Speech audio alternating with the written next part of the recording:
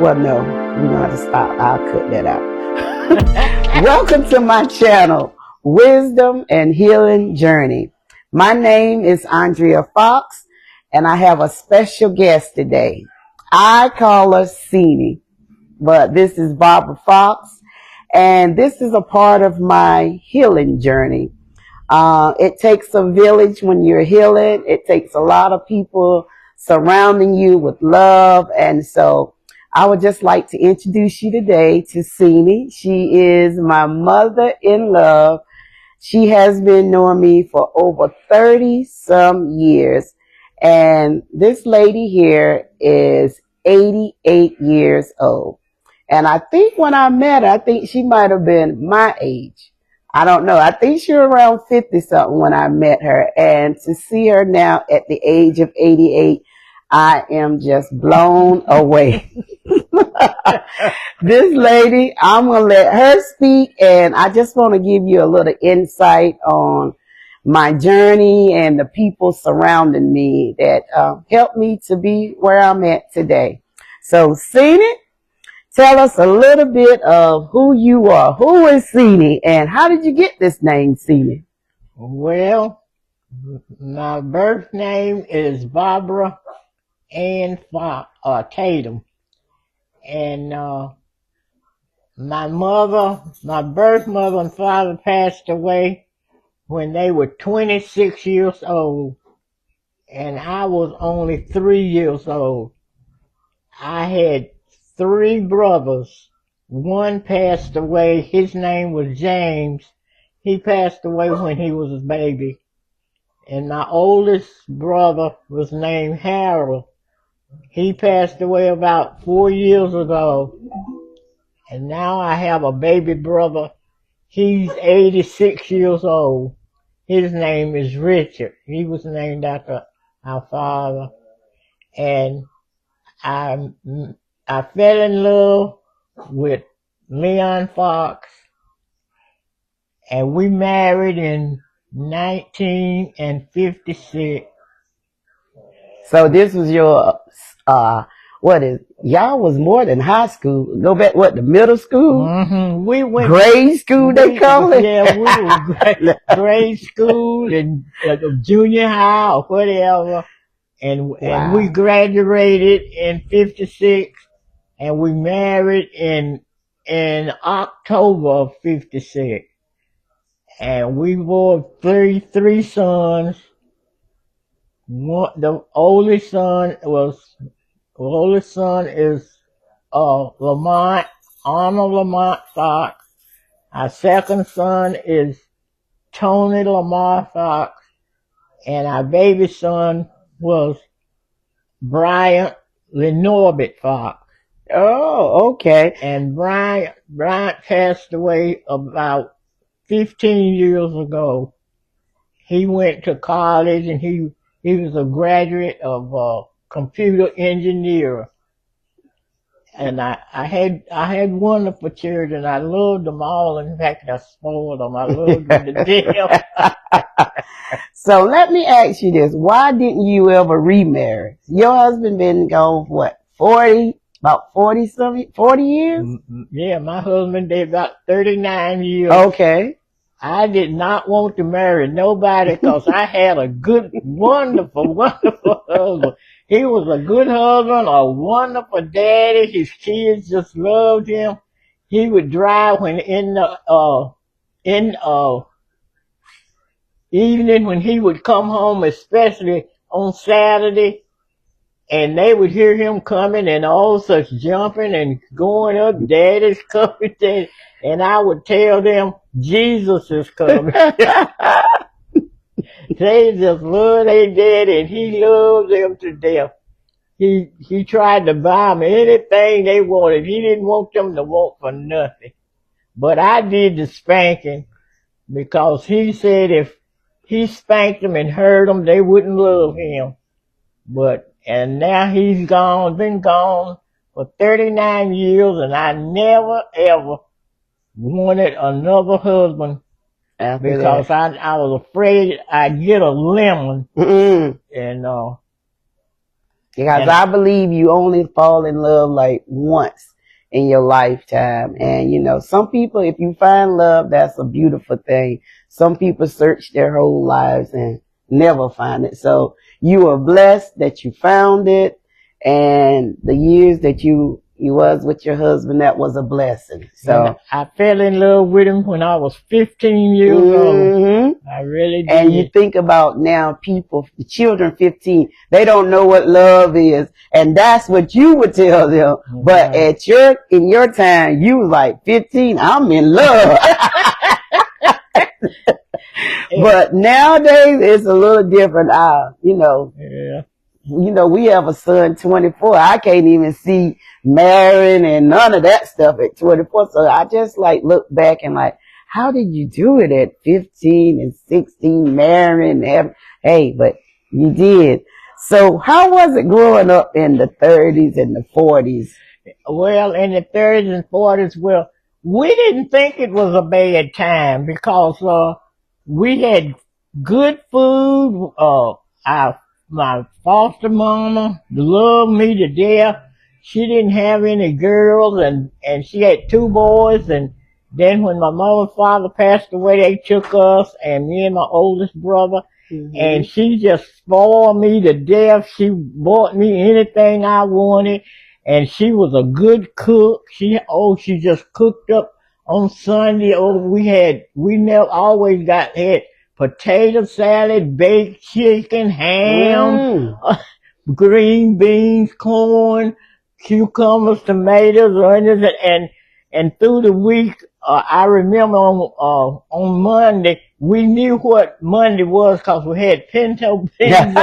So Mondays with pinto beans, okay. Yeah, and we never thought that we was having a bad time because everybody had about the same thing, and the children was wearing decent clothes, clean clothes, and at a time, it always some of them didn't because the parents didn't do what they should have done, but God gave us wonderful, wonderful parents after my mom and daddy, and if they they couldn't have been any better to us than I thought the parents was, and that was my uncle.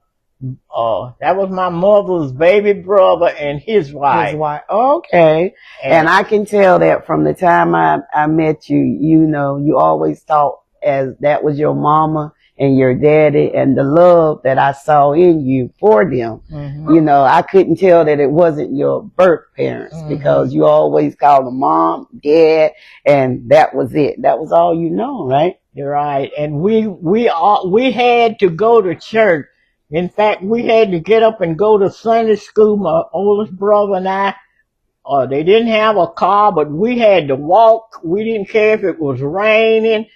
And if we looked out and we said, "Ma, it's snowing," she, "That's all right. It's not going to snow long."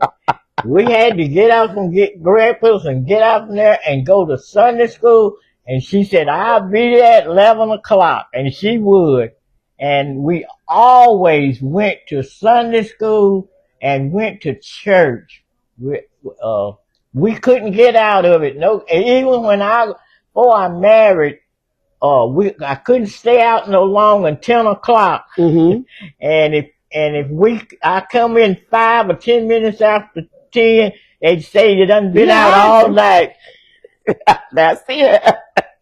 But it didn't make no difference. You still got to get up from there and get ready to go to church. And then I kind of swayed away from church just a little after I got married, me and my husband, because we would go out and party. And then he was brought up in church by his grandmother down in Liberty. And his grandmother passed away, and that's when he moved up here with his mother and father, and it was 7 of them. And 7 of them. So let me ask you this. Now I call you the matriarch of the family. Now you carry the Fox name, so you married into the Fox family. But if you look at it now, it's like you you own that right now. You are a Fox, even though you were born a Tatum, but now you are a Fox, and you have carried it on, and you're like of the Fox family, you're it. Look, right. So after you, there's no more Foxes like that. So how does it feel being the matriarch of a family that, well, God gave you this family? It wasn't, blood, but I feel real good, and I feel blessed. I am blessed, and sometimes I wonder to myself how, when that I lived this long, and I've had a little trouble sometimes, and God had brought me through all of that, and then when my husband passed away, I still had to try to raise my boys as best I could, and as boys, they mischievous. They got into little things that worried me so bad, but God still brought me out, because I believe in prayer. When I get up in the morning, before I put my feet on the floor, I thank God for it. And when before I get in my car, I pray that God will take care of me and take care of this car that I'm driving. Oh, we can tell that you're a praying woman. For you to be 88 and you're still jumping in a car, still driving. Right. And what all do you do now? You drive to church, you get groceries. I go shopping. I go to get my medication, and I go to my appointment, a dentist appointment, my eye appointment, and everything, and then certain things that it is things maybe I just don't understand, and then I come and over and ask my wonderful daughter-in-law, and I don't feel like she's no daughter-in-law. I just take her for my daughter, but I believe God sent her to me as a daughter and my son, and they show me what not to do and what to do, and they make sure that I get my appointments. And my daughter-in-law, if I don't do things just right, she scolds me and puts me right on the right track and say, if you ain't gonna do what you're supposed to, don't go to the doctor and don't ask me nothing. Now that we're shifting gears, now our relationship. Now, to build a relationship with someone, it's not always peaches and cream. Isn't that right? That's right. We have had our time. And and that's what makes the relationship so much better, is that, everything is not sunshine for no relationships. We don't care what it is. If you hang around each other long enough, I have an aunt in New York say tongue and teeth fall out, and I never understood what that saying meant. But she's like, you're gonna fall out. That's just a part of life, but it's how you respond and how you get back up, and don't hold no grudge against someone. And each time that we will have our disagreements, I can call her right back. 5 minutes later, hey, say that. And she acted like we hadn't said anything. Go with me to this store and have a store. And Tony said, you remember one Christmas, me and you had an argument in the car about something, and we got out and slammed the door, and I went home, and you went my way. It was about 15 minutes. You come and say, hey, Steve, hey, want to go with me? Tony said, them nuts, look at them nuts. But I can say that he will always tell me, I come in, I'm so upset. Your mom, I'm just got it. And he would say, well, y'all gonna have to figure it out.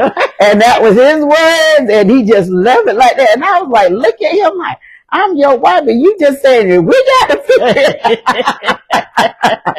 But that was his word, and I respected him, because he didn't I'm not turned against my mama, and I ain't got nothing to say about you. So he just stayed neutral, and And that's the way I am. I don't try to take Tony's side against you, and I don't take use you against him. That's right. And sometimes I have some friends, they say, how do you live that close to your son. And so I said, I don't meddle with their business. right. If they having a little party, a little get together, I don't run over here and stick my nose in it. Even though we want you to, yeah, you sometimes know. y'all call me, I still don't. So it's not like we don't want you. It's like, I'm not coming over there. Right. And that's another thing when you're coming from a small family and a large family. And I always look at the two different sides. I come from a large family. Mm-hmm. Y'all are from a small family, and it's like day and night. It's Right. like, you know, we love this getting together. And Right. y'all are like, nah, I just don't want to be bothered. Yeah, we love to be alone. We're loners. Yeah. Somebody like me, he's a loner. I love to be alone. I'm just going to sit here. I don't care if it's New Year's. I don't care if it's Christmas. I don't care what day or holiday it is. I just want to be left alone where our family, oh, it's Thanksgiving coming up. What we going to do? Right. How are we going to do it? We planning and stuff. Right. So I have learned a lot, and I hope you guys have learned a lot from me, because it has been a time. And then far as like me healing and stuff, I have mentioned on this channel me going through anxiety, Mm-hmm. and how you helped me get through a lot of the anxiety. Yeah, how we got in the car and rode around at night. I didn't know where we were going. I'm sitting up in there, and you something supposed to be wrong with you, and I'm just up in there riding. It's in the middle of the night, and didn't even know where I was. Attacks are coming on. I'm like, oh my God. But I knew that I can call this lady and like, Sadie, I just need for you to ride with me. And most of the time it was just me getting out of the house, Mm-hmm. getting in the car, talking, and everything. We get in the car, we start talking about things. It's 1 o'clock in the morning, and we start talking in the car. Before I know it, anxiety is gone. Right. I'm feeling better. I'm like, oh, I guess I can go on now. But the next day, I'm like, I know she thinks I'm crazy. Like I'm just going through. But when you're dealing with anxiety, nobody knows what a person is going through. And every day it was like, oh, my life is about over with. I'm about to have a heart attack and get ready to die, this and that. I need somebody with me. Mm-hmm. But it was all a part of the anxiety, and you have been a part of my healing. Right, so I just want to bring you on and let people know that, sometimes, God put people, like you saying, he put me in your life. He put you in my life. Right. Because who could I have called on at midnight, 1 a.m., 2 a.m., mm-hmm. just ride with me, and you never said no, never turned me down. And I feel like too that your family is my family. Mm-hmm. I love your family because I don't have, like I said, I don't have a big family, don't have no sisters or nothing, and you can discuss more things with sisters. Mm-hmm. Women can, they can me, and I love your mama to death. I just love her, and whenever things isn't going right for her, health not too good, I pray mm-hmm. that God will touch her and raise her up. And, and be with us quite a bit longer. And Boy Blue, God, you saw fit to take him, but he was such a good. I just loved him, and Uncle Rock. I feel like Uncle Rocky, brother. I feel like that's my son. I love Uncle Rock because when my grandson was a little boy, Uncle Rock was washing his car. He'd get up about the bed and say, Mom, Danny, that's Uncle Rock. And I call him, and I love him. I really do. Yeah. I love your family. Oh, they love you. They love you too. They always, how's Stevie doing from the time I pull up in law here? How's Stevie doing? You tell Stevie, I asked my mom especially. I asked about it. And it makes you feel good that, I have like 2 families that I know that care about me. So, I feel pretty good, but I just want to bring on an 88-year-old lady to not old, but young lady. And anyone out there, this gives you hope that if you take care of yourself, pray a lot, and try to treat people right as good as you can.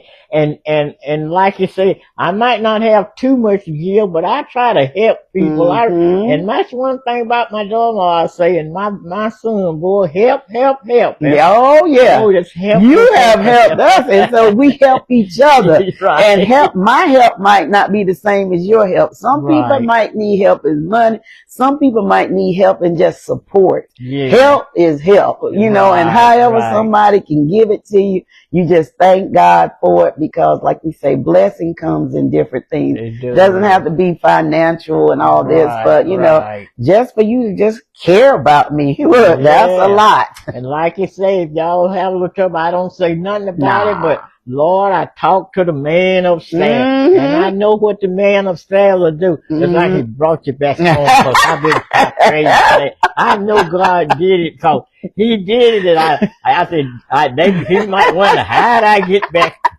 I know how you got back, because I prayed about it. I prayed about it every night I pray. And thank you, Jesus. He did it. He answered my prayers. He does. And like you say, church is good, but church got to be right here in your heart. That's where it's got to be. Yes, it has. And so if you, like your future you got how many grandchildren? I got two granddaughters and two grandsons, and I can't even name how many great. I got, I don't know how many kids that Stevie got. And she has one that she saw birthed out, so she was the first to see him. And he has been a granny's boy since day one. He's my heart. God knows he's my heart. I told this lady, I said, she said, you got partiality towards you. I said, no, I haven't. And the reason that he is like that, cause I saw him when he popped out, and I ran down the hall and called the nurses, and I went to every appointment. She went to every doctor appointment that I had, because I was considered high risk, because I had an ectopic pregnancy before. So they were like, you high risk now. And so I had to go to for checkups every 2 weeks. Sure did. And so some people go once a month. So we stayed at the doctor's office. They knew my name and everything. And then when he went to start it in school, who went? Yeah. Granny. The teachers didn't even know me. And I was like, went there, and they was like, and who are you? I was like, I'm his mom. They was like, we don't know mom, we just know granny. And he let them know that that's his granny. They knew it too. Here comes granny. Had his entire class calling her granny. Hi, granny. Everybody calling me granny. I was like, well, that brought so much joy to her and him. And so now when I look back, I said, I'm going to record this. One day he may have kids, and you know, and he may become a grandfather one day. And you know how we used to, back in the day when I met Tony, we used to have your album, and you just flip through it. I said, now I'm gonna have a recording, so now when you can show your grandkids and your great grandkids, and you can show them on the video, like, look, this was grandma. You can hear a live person talking. So I said, I think this will be good. So my next step is going down there, and I'm gonna interview my mama and the clan down there. So I said, you think that'll be interesting, don't you? Oh yeah.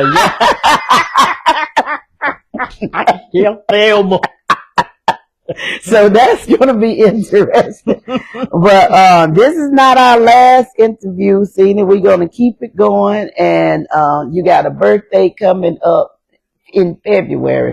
But I just wanted the world to see how, if you take care of yourself and kind of treat people halfway decent, that you know you can live a great healthy life. You don't have, I can't say that you're pain free, but they're bearable. Well, that's like that man said at the church. See, we have church up there where I go to pick up that stuff on the first Saturday of the month, and he said he was retired. And he said, Lord, we don't know how well we'll bless. And he was in his 70s. He said he'd do a little part-time work over at Wesley and he said, Lord, y'all don't know the sick people over there. Some can't even raise their hand, can't even feed themselves. can't even get out of the bed, can't turn over. He said, and here we are, able to walk and talk, and God is blessing us. And sometimes you feel guilty if you have a little pain, then you say the same. And if you say one word, that's why I say don't say nothing. You know, you just keep it to yourself and tell God about it. Cause complaining, you know, you don't want other people to think like, oh, this is what happens when you get a certain age. You're gonna be in pain, and you know, don't say it. Let them figure it out on their own when they get there, if they get there. So it's just a blessing every day I wake up, Lord. It's just a blessing, and especially when you are able to walk, talk, and in your right mind. Those are the main thing. In your right mind. Right. That's the main thing. Right. And it's like you say, I said to myself, I was thinking the other day, my schoolmates said we were buddy. Me and Dahlia's gone. And Rosa got Alzheimer's. And yet I'm in my right mind. I might have diabetes, but if I take my medicine, I'm still kicking. Look, when I talk to you and I can hear you talking and saying certain things, I say, oh yeah, she good. She good to go. Miss Debbie told me, my school teacher told me, she was one of my church members, and she said, Barbara, are you older than me? I said, she said, you will never have Alzheimer's. How do you remember all these things way back when? I think you sit down and you just think back, and you know, but Richard Tatum is like that. I know, and you know, I tell you another thing. What in high types me, I look at programs on old people don't, even though I'm old, they don't look at things of education. You're not old. I done took that out of my mouth now. I don't say nobody old, cause you know, before I used to think when I was younger, 50 was old, 60. Now I'm getting closer. I said, oh shoot, that ain't old. So I don't took old out of my vocabulary. Right. You just like, you know, you just live. I don't even think 80. Now when people say I'm gonna be 80, I used to think they so old. Oh no, you can be 90. I ain't gonna never say you old. Yeah. And I look at educational things, and I be looking at different things in the news, and and some people, I don't even watch television. Nah. You got to stay alert and know what's going on in this world. You don't want to be sitting around closed-minded like, what? Sit somewhere in the corner, sucking your thing. I can't walk. I'm and you know it's something like that. You know, you go to the doctor's office, and that's what them older folks be doing. Yeah. Just complain. I can't don't do nothing. That's what that man said. He said, he was sitting away from me, and we were talking to another man, and he said, I heard what you said. You know, I like that about you moving around. And he said, that's right. Yeah, you got to keep on moving. That's right. Yeah, keep your body moving. And so that's what I see. She be out there in the yard raking sometimes. You'll see her out there doing all kinds of stuff. I just peep out the window and shake my head like, wow, she's still at it. That's right. And Richard Tatum, he got this bad arm and bad, and he put up curtains and all that. He said, I do it with one hand, Angie. I can like fix the curtain. I can pull stuff out on. I said, wow, you strong. Around in the room. He changed the room around. It's that mind. That mind. You make up in your mind what you can do. You can do anything. Right. And just don't sit around for somebody that, like, we just close. Look, I'm calling you and Tony, come in, get that dish and put it over. I can't stay. You know, I don't like that. I tell my mama that, we're not doing this. No. Right. I think about that, and I just move things and turn things around and throw stuff out of the closet and redo it over again, and I just got to be doing something. Well, you just keep up the good work, and like I said, we'll be back together like before the year is out, and just give some updates. And thank you for doing this with me, sitting here on my channel, and I'll be talking to you next week. All right. All righty. Peace. I don't know what time it is. I'm going home to fry my fish.